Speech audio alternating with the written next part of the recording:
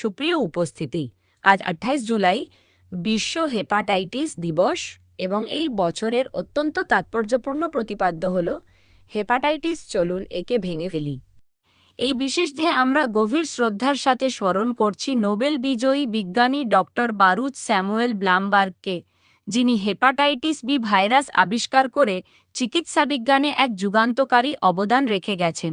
মূলত এ, B, C, D এবং ই এই 5 ধরনের ভাইরাসের সংক্রমণ দূষিত খাবার, পানি ও রক্তের মাধ্যমে এই মারাত্মক যকৃতের প্রদাহ ছড়িয়ে পড়ে। শুরুতে হলুদ জন্ডিস, চরম ক্লান্তি এবং বমি বমি ভাবের মতো লক্ষণগুলো দেখা দিলেও অধিকাংশ ক্ষেত্রেই এটি একটি নীরব ঘাতক হিসেবে দীর্ঘদিন শরীরে বাসা বাঁধে। সময়মতো চিকিৎসা না পেলে এই নীরব সংক্রমণ যকৃতের সিরোসিস এবং ক্যান্সারের মতো ভয়াবহ রূপ ধারণ করে, যা বিশ্বজুড়ে প্রতি বছর লক্ষ লক্ষ মানুষের প্রাণহানি ঘটাচ্ছে। তবে আশার কথা হলো, সাম্প্রতিক চিকিৎসা বিজ্ঞানে ডাইরেক্ট অ্যাক্টিং অ্যান্টিভাইরাল ডি এই ওষুধের মাধ্যমে হেপাটাইটিস সি-কে সম্পূর্ণ নিরাময় করা সম্ভব হচ্ছে এবং হেপাটাইটিস বি এর ক্ষেত্রেও নতুন RNA থেরাপি ও ফাংশনাল কিউর নিয়ে আশাব্যঞ্জক গবেষণা চলছে।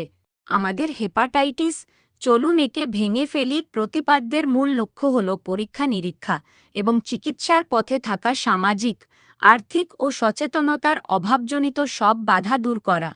2030 সালের মধ্যে একটি জনস্বাস্থ্য ঝুঁকি হিসেবে ভাইরাল হেপাটাইটিসকে সম্পূর্ণ নির্মূল করার যে গ্লোবাল লক্ষ্যমাত্রা নির্ধারণ করা হয়েছে, তা অর্জনে আমাদের এখনই সোচ্চার হতে হবে। এই রোগ নিয়ন্ত্রণে এ ও বি টাইপের হেপাটাইটিসের কার্যকর টিকাদান কর্মসূচি, নিরাপদ রক্ত সঞ্চালন এবং স্বাস্থ্যসম্মত চর্চা নিশ্চিত করার কোনো বিকল্প নেই। এর পাশাপাশি আমাদের সমাজ থেকে হেপাটাইটিস নিয়ে থাকা কুসংস্কার দূর করতে হবে, যাতে কোনো রোগী লুকোতে না চান এবং নির্ভয়ে টেস্ট করান। এই নীরব কিন্তু মারাত্মক মহামারীর বিরুদ্ধে আমাদের সারা বিশ্বকে একজোট হয়ে লড়াই করতে হবে, কারণ সুস্থ আগামীকাল শুধুমাত্র সবার জন্য উন্মুক্ত ও সাশ্রয়ী চিকিৎসার মাধ্যমেই সম্ভব। আসুন, ডক্টর ব্লামবার্গের রেখে যাওয়া উত্তরাধিকারকে স্মরণ করে আমরা প্রতিজ্ঞা করি, হেপাটাইটিসের ভয়াল থাবা থেকে রক্ষা করব